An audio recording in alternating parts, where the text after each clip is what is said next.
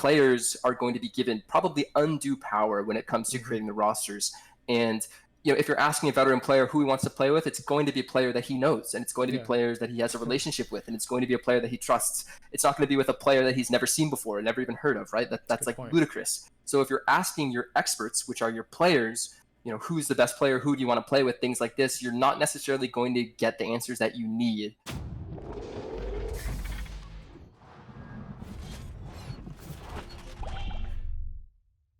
This is Azento from Esports Heaven, and I have here with me Artemis from Evil Geniuses, Victorious, and surprisingly, you guys didn't have a Yuumi banned against you, and this is before the massive nerfs that she's going to get. So were you expecting for the Yuumi to not be banned? No, I was definitely expecting that they would ban Yuumi. Of course, we're prepared for if it's open. Like, we have many Yuumi drafts prepared, and you saw an iteration of one of those today.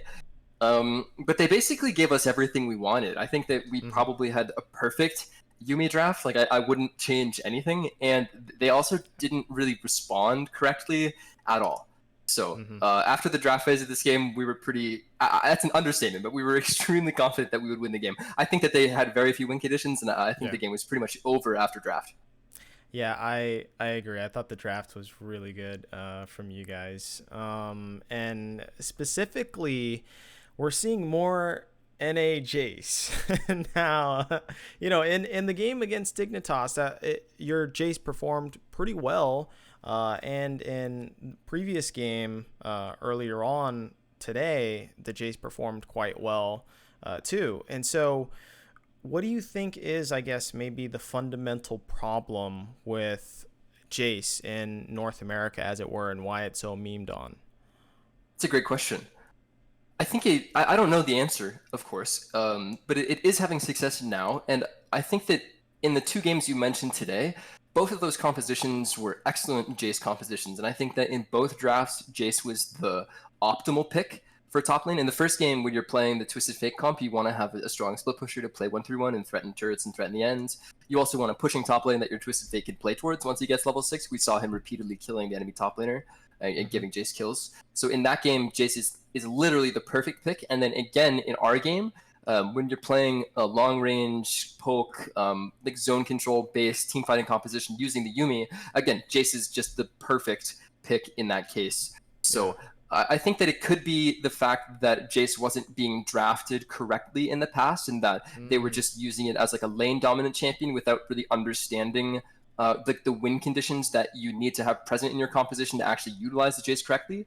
So it could also be that the pro players are getting better at Jace. It could be that the teamwork is increasing. But I think it has more to do with the way we're seeing Jace drafted right now. I think that in the meta currently, there's a few different compositions that Jace is like an excellent pick with, and we saw 2 of those today. Okay. Yeah, it's kind of refreshing to see that maybe North America is finally learning from our mistakes. So we'll see how long that shit lasts, though. But as far as maybe another pick that is kind of surprising is Wukong. So Wukong was picked by Cloud9 earlier today.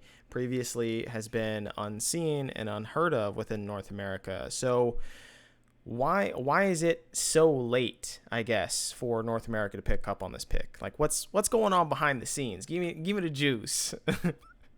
I'm not gonna give you too much juice, but I think that, again, it probably has a lot to do with the draft. I think that a lot of coaches probably don't really understand the strengths of Wukong and how to slot it into their team comps, and they don't really understand the strengths or the win conditions of the champion. It could also be that top laners are slow to pick it up because, maybe they played it a few times in scrims and they just didn't really feel very useful because maybe there were draft deficits around the pick. I do think it's a very strong pick. I think that there's multiple matchups where you can draft Wukong. I wouldn't necessarily be comfortable blind picking it, but I think it's possible to blind pick it. I'm not going to get too much into the matchups that I think it excels in, but there are certainly times where I think Wukong is the correct pick. And again, I think it just has a lot to do with draft. And hopefully we'll see coaches branch out and be a bit more creative because it's definitely a strong pick. Really very high global presence, decent stats surrounding it, and it has a lot of tools to affect the game. I think that it's a pick with a lot of agency, It can get priority when you're picking it as a counter pick, and it has decent team fighting and skirmishing, and it has strong scaling as well. And like you can do things like buy Tiamat on this champion and like instantly clear waves, farm jungle Yeah. camps, and then recall, run back to lane. So even against like a matchup where like the Wukong is sort of losing a lot early, if you build Tiamat and just focus on your wave clear and your farming, you can really scale on that champion. And Wukong is a scaling champion as well as a early like kind of skirmish champion. And I think that again, it just people need to understand the pick better. And I think we'll probably start seeing Wukong this week. Okay, that's a little relieving to hear now. So moving on, there has been some big news earlier this week with Immortals dropping both their general manager and their head coach. And this has been after large criticism of how they haven't been getting any wins on the board, and the team has just kind of looked in shambles in terms of gameplay. So what are your thoughts on the entire Immortals situation? Do you think what Immortals did was a good thing, a bad thing? What do you think about in terms of what a general manager is responsible for and a head coach? Like what's your whole general thought process on Immortals? Sure. I think that the crux of the argument is that the axe has to fall somewhere, and just the question is how far up the chain is the axe going to fall, right?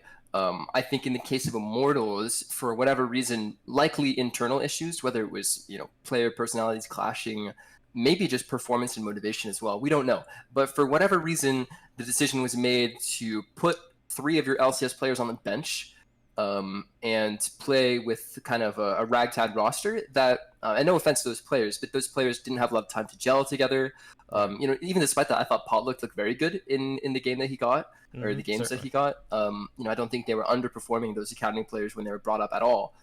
But I do think that change was necessary. I think that, and again, we don't know. We're just speculating almost baselessly here. But I do think that overall, even like past decisions that they made even before this split, that there was some criminal mismanagement in that. I mean, criminal, not literally, as not criminal, literally, but some gross mismanagement in that organization.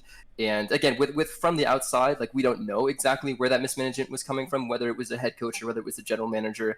But I guess the assumption we would make is that it was like a kind of a joint decision-making process where Zabutin and Keaton probably both had a lot of control, and they were probably like the 2 pillars, I guess, like heading a lot of their front office choices, whether it's with recruiting in the offseason and roster construction or these day-to-day roster decisions.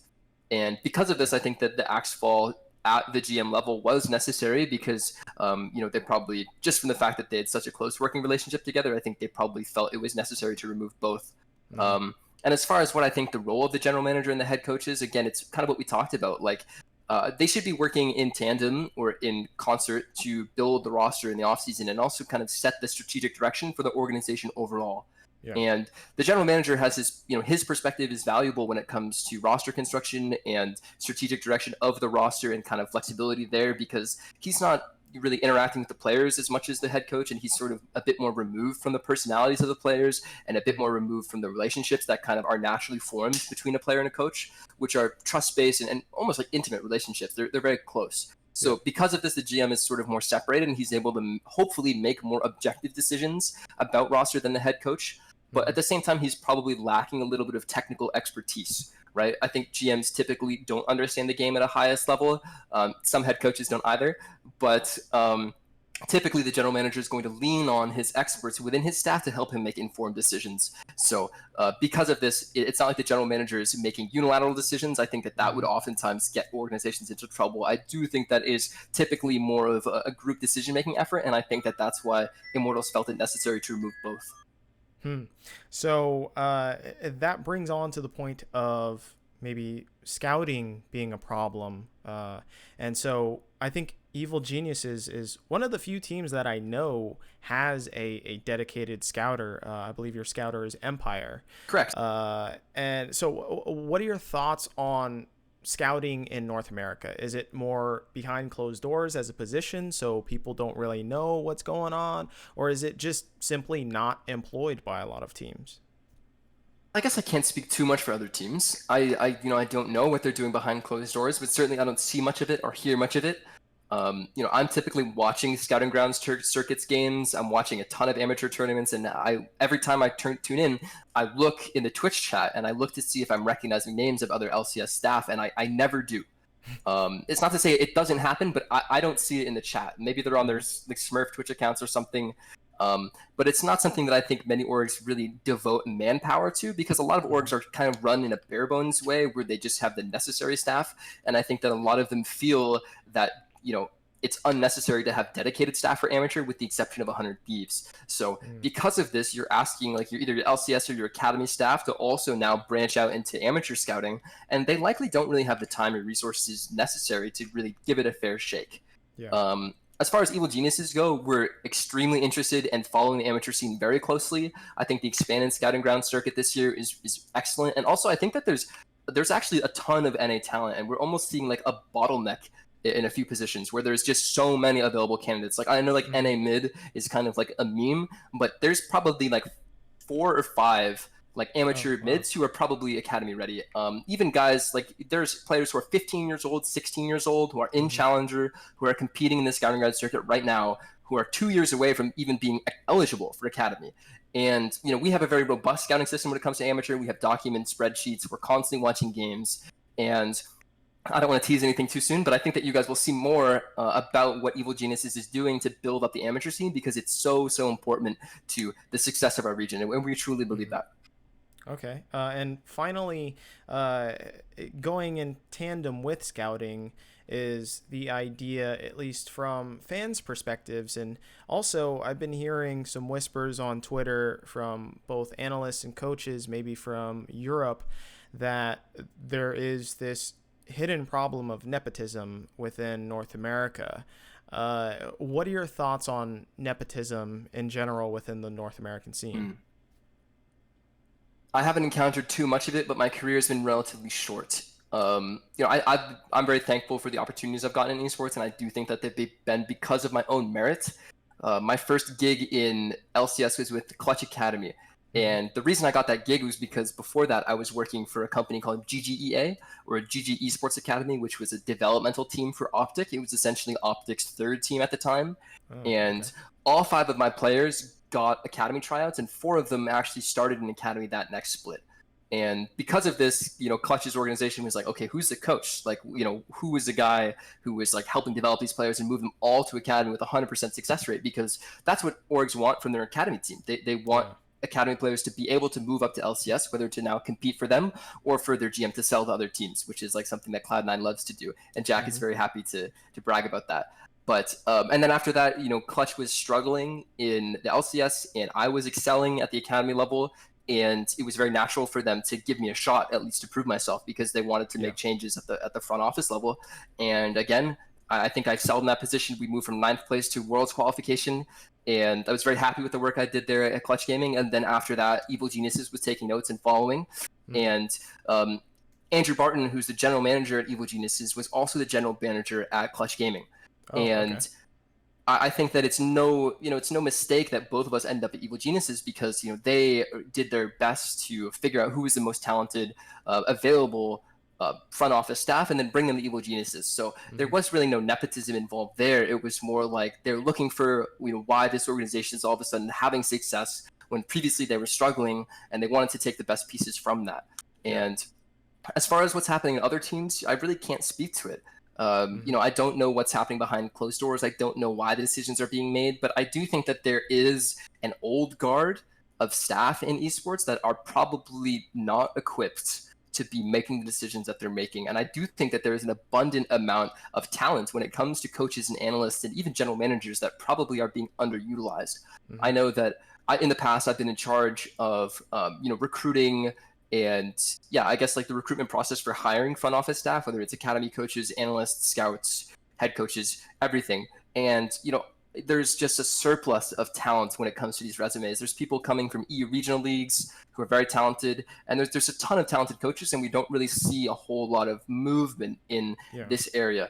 And I don't know if it's nepotism. I don't know if it's maybe just people being risk averse. I don't know if it's people at the decision making level not having the necessary expertise to actually figure out who is good at what they do and who just sounds like they could be good at what they do.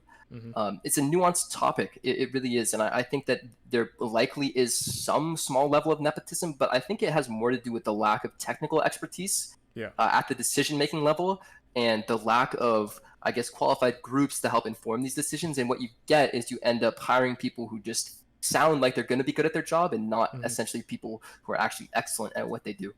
Yeah, and I mean, speaking to that, like, let's talk about the player aspect. Do you think that is Mm. something that's kind of rampant as well? Because I mean, we do have a lot of old school players within North America right now.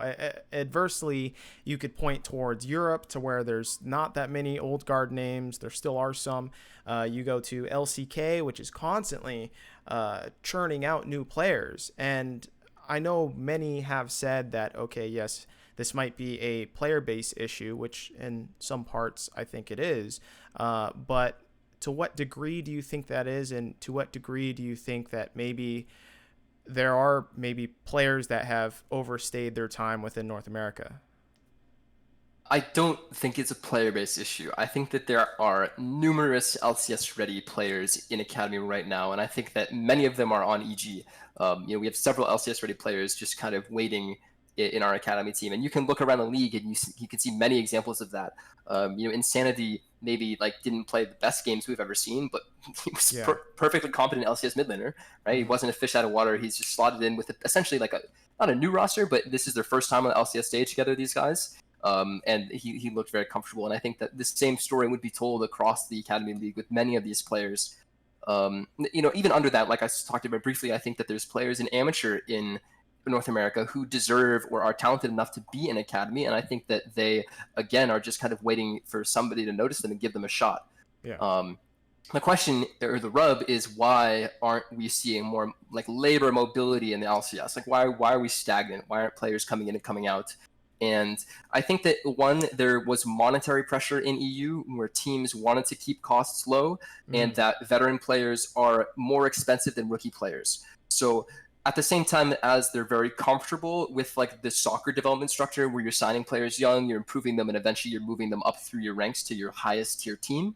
Like I Hmm. think that that is like a concept that people really like kind of try and latch onto. But also I think that there was significant monetary pressure in EU, and coupled with the abundant talent from the really strong regional league infrastructure Yeah. and everything there just created a perfect storm where you had what 20 rookies, over 20 rookies in the LEC this year. It's like an Hmm. astronomical amount of rookies, and I think that the monetary pressure that I'm talking about isn't necessarily there in North America. I think that there are many teams with deep purses here, and also there are teams with sort of fixed budgets that they want to like really maximize their budget and really spend like that full budget on available players.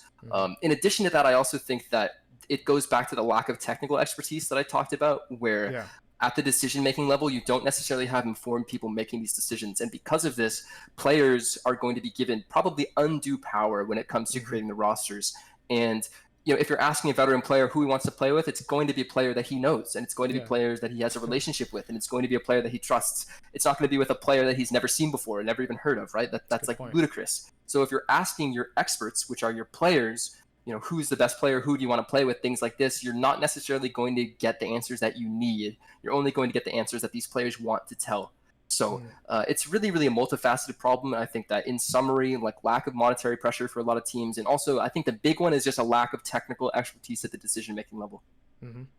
Okay, well, it's been a fantastic talk with you. As always, Artemis. This has been Zento from Esports Heaven and Artemis from Evil Geniuses. I appreciate your time. Thanks for having me.